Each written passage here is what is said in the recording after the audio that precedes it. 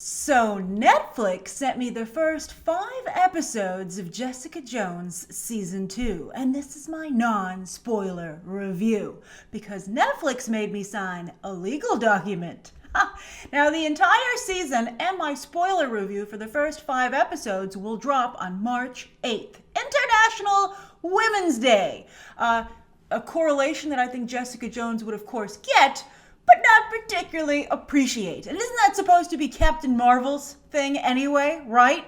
Although I have to say, this season did remind me a little bit of Captain Marvel, or more specifically, her friendship with Spider-Woman in the comics. And that was one of the nicer elements. That's right, Trish got a little better. Okay, we'll talk about Trish. But first off, the best thing that I could say about Jessica Jones Season 2 is that I can't wait to watch the remaining 8 episodes. That's right, all 8 of them. They seem to have fixed their pacing problem. That's right, I'm hooked. They hooked me good.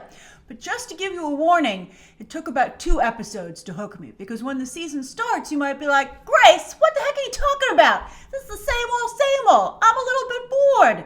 But trust me, 2 episodes in, we are off to the races.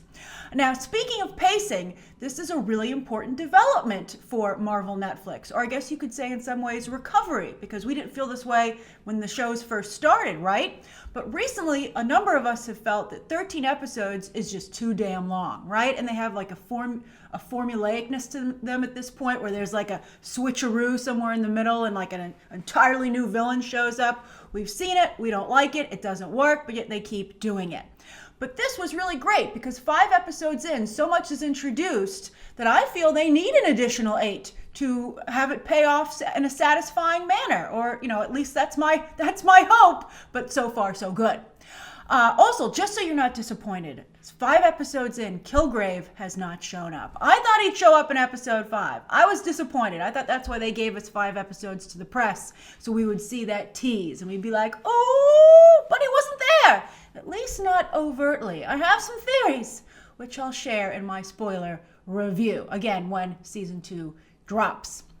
Now, anyway, let's talk about the good first, the really good, and then we'll talk about some of the problems that the show has, including ones that Marvel Netflix has still not resolved. That's right, it's still super cheap, but we're talking about the good stuff first. All right, so sow those seeds, showrunner Melissa Rosenberg. Oh, the writing is pretty darn good. Not just the dialogue, but the plot lines. For instance, when Trish and Jerry both showed up at first, I was like, hello, Trish. Hello, Jerry. What are you guys doing back? Darn it. But they both have very interesting plot lines this season that burn slowly but steadily and only start to pay off in episode 5. I was like, oh, I see what you're doing here, and I like it. That's one of the reasons I'm so excited to see the rest of the episodes. And both storylines are very compelling in how they tie into the bigger picture that is only starting to come into focus once we get to episode 5. Also, Krysten Ritter. You know what? She might have zero range as an actress, but that's okay, because she's perfectly cast as Jessica Jones, the role she was born to play. Basically, season 2 is her uncovering her origin story, and for that to work, you kind of have to care about the character. And with Krysten Ritter, you do. She does a great job of mixing it up between sass and pathos. And speaking of sass, oh, she has some great one-liners this season, both in how they're written and how she delivers them. Sure, some are a little cringe, but for the most part, oh, they're good. I can't tell you any of them, damn it! Now, something else I can't tell you is who Janet McTeer is playing, but it's good stuff. I actually don't have a full answer anyway, 5 episodes in, but I'm intrigued. Also, her hair is its own character. I love it! There's one problem with her, though, and now that's a good point to transition to some of the things that aren't working with season 2. So first off, and please hear me out on this critique fully, because some of you might be triggered to be like, what do you mean that's a problem, Grace? But it is. And that's that there are just way too many female characters in season 2. I mean, it's like 80% of everyone that Jessica Jones interacts with is a woman, from villains to witnesses and beyond. Like a new character, you're like, we're gonna meet someone new, and you're like, oh, it didn't have to be a woman, and they're like, but it is. It's trying too hard to be, just like with International Women's Day and all the women directors behind the camera, which we'll talk about. You'll notice it's in the negative section of the review. But anyway, I realized that it's important to write compelling roles for women. And I was watching it, the first 5 episodes, and I was like, why would Janet McTeer do a Marvel Netflix show? I mean, she was also in the Divergent movies, where she was also pretty good. So I guess, she's not above a paycheck gig.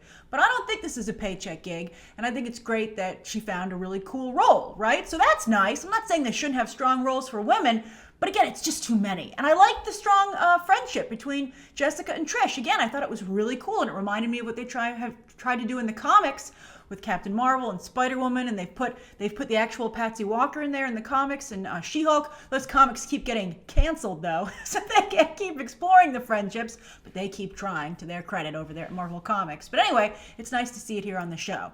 But it's getting a little bit like watching a really good Lifetime show, and I think they should be careful about that. And I'd be curious when you guys, when you watch the show, how do you feel about it? And I'm sure someone down below will be like, we guys can enjoy women's shows, Grace. But you know what? There's a difference between telling a really compelling story about female characters and also making it seem like it's only for women. And I think there may be like a toe over the line so far. I think Kilgrave should balance things out nicely, if he's just not a giant tease for the season and actually shows up in a meaningful way.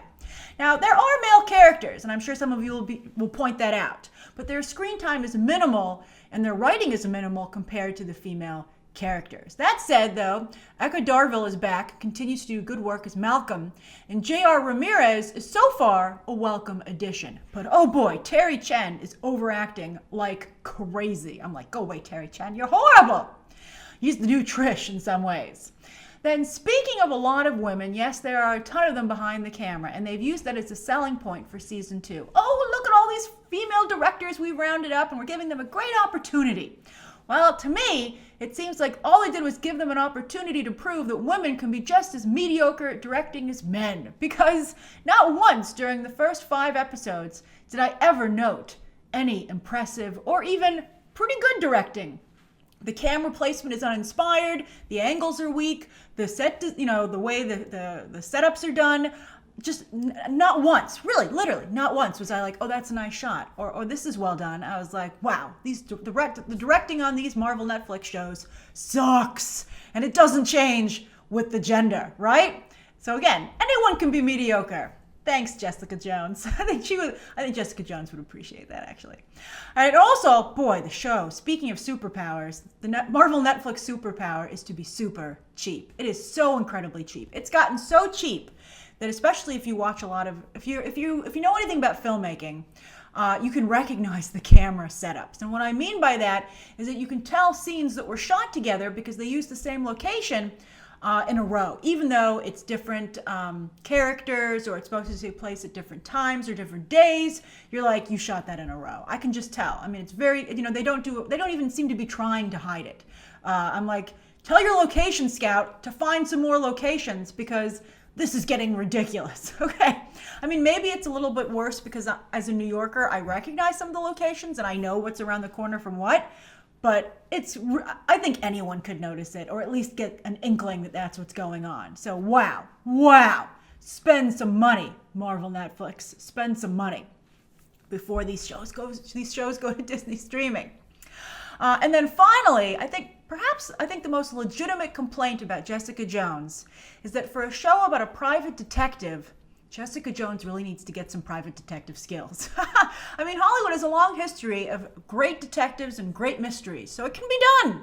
But here, the clues either seem to fall right into Jessica Jones's lap, or the audience is simply at a loss as to how she got from A to B. You just have to be like, okay, I'll just take it at face value. I accept it because, well, I want to move on.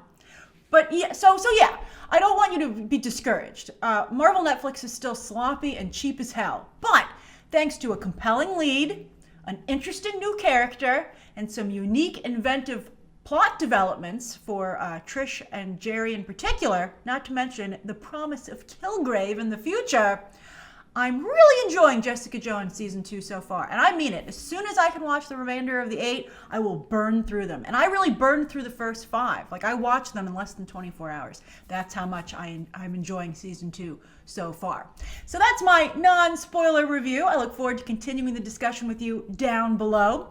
And of course, my spoiler review, look for that on March 8th when the whole season drops. And as always, you can check out some more videos right now.